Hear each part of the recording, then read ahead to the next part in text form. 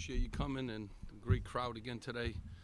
Obviously, Maryland was better than us in every area. Didn't have any, the energy in the first half. I thank the second group there that came in and gave us great energy in the second half. It's a 40-minute league. And I tell our guys this all the time. We beat Maryland at Maryland. They came in here and they won. So, Kevin Willard, tip of the hat. They got in the lane. We didn't do what we needed to do. I really thought in the first half our inability to make a free throw, and we missed 3 1-and-1s just to kind of hang around and stay a little closer, really hurt us. But, I got to get us to play better, and, that's obviously on me. And, we still got a lot of basketball left, and, we've been inconsistent, and I need to try to get us consistent here down the stretch. Steve, why was Maryland more physical? How much of that was guys being let down over missed shots? I think we do have that, and we have a little bit of an identity, like, in games, Minnesota, we're making shots, and then our defense kind of lets us down. This game, we weren't making shots, and then we're going to the free throw line and not capitalizing, where we needed to do. And I do think we do have that, some of that. And, we had a group in there at the end there that played with great energy, kind of clawed us back. I think it was a 10-point game. We had a breakaway layup that we, didn't convert. And we needed all those things to kind of happen for us, especially after spotting them. And they're really good. They're really good defensively. They're one of the best teams in the country defensively. We just never really got into a rhythm. And, again, the free throw line really hurt us here at home and could have kept us in it a little bit more. But I do think that affects us when the ball's not going in. It affects us, and that's a bad personality trait. Steve, you went about 11 and a half minutes without a basket during a stretch there. Yeah. As a coach, is that frustrating, embarrassing, make you angry? I mean, we did down there too. So, they're really good. The difference was we didn't allow them to score for 12 minutes. So, that's what they kind of do, and that's how they've won games this year. So I tip of the hat to them. But, again, the shots that we do get have a chance to go in. And then when you're at that free throw line, 3 1-and-1s in the first, you got to come away with a point during that stretch, and we didn't. So is it frustrating? I mean, this league is tough.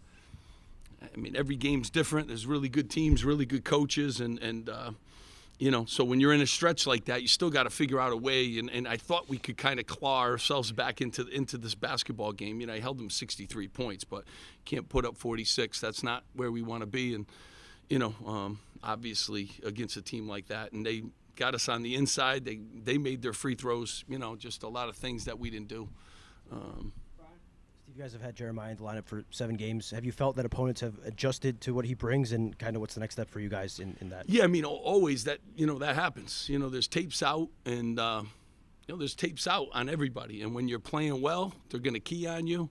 They're going to take advantage of whatever they think they can take advantage of. And when teams have extra time, then they can take more advantage of that. But, that happens. He's a good player, and, he continues to play hard. He did a great job in the second half. But, that definitely is what happens. When Cliff has a good game, the next time you play, there's a different kind of defensive scheme that he's going to see.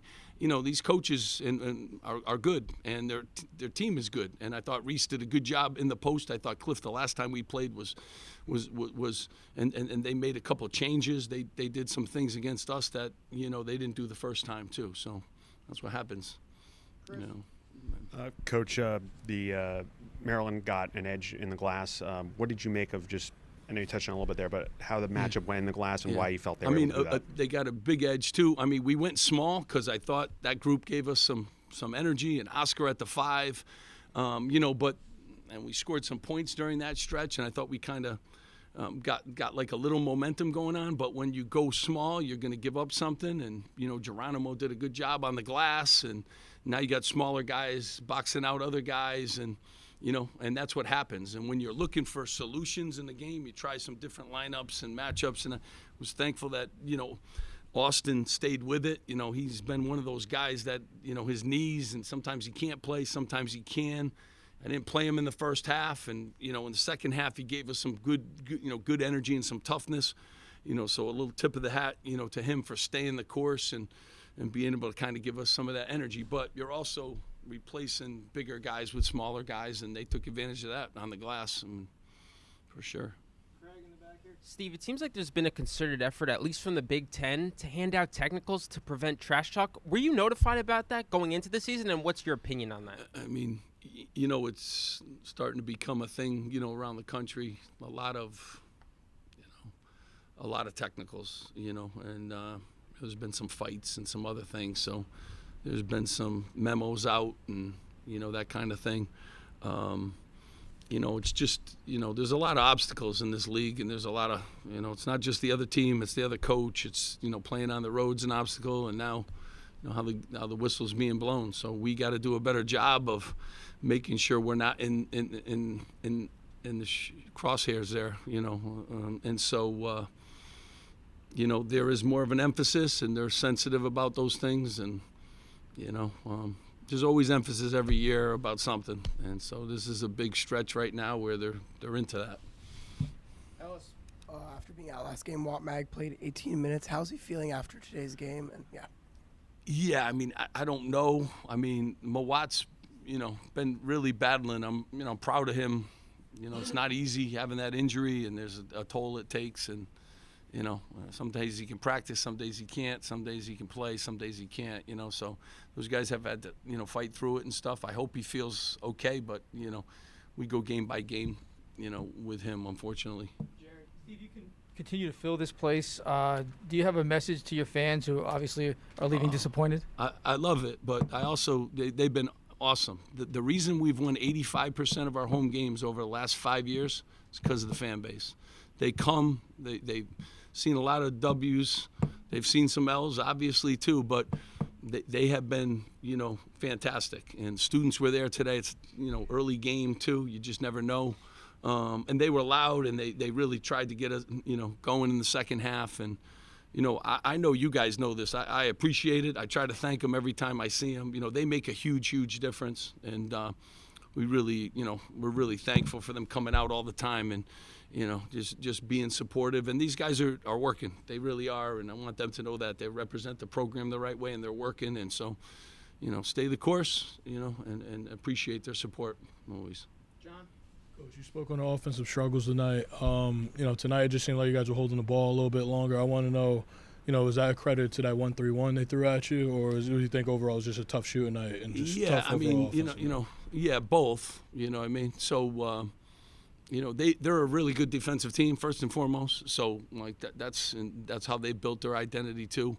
So we knew it wasn't easy the first game. We knew it was going to be easy the second game.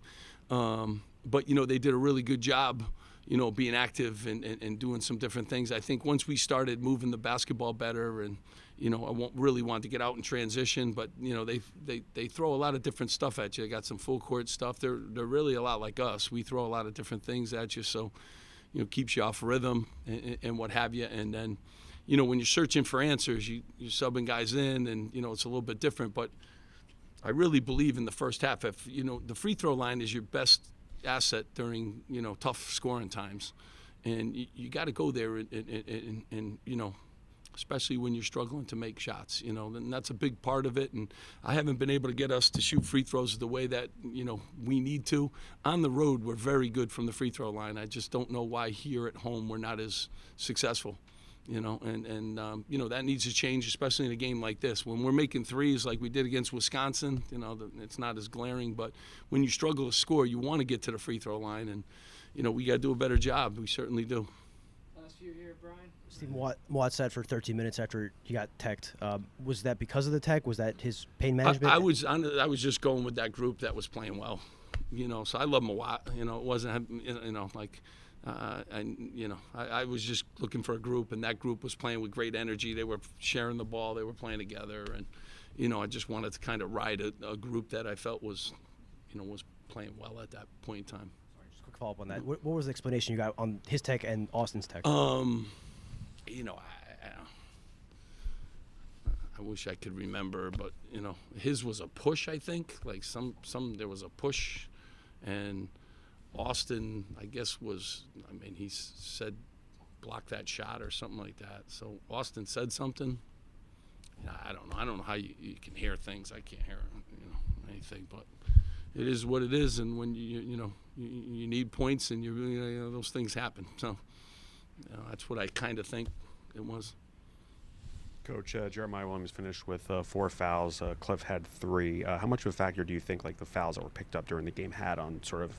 I mean, as you guys know, it's not the first time I said that. How the whistles are being blown always affects the game. So that's not anything new. That's every game, and Jeremiah's got to do a real good job. We talked a lot about that, about making sure he doesn't pick up the bad ones.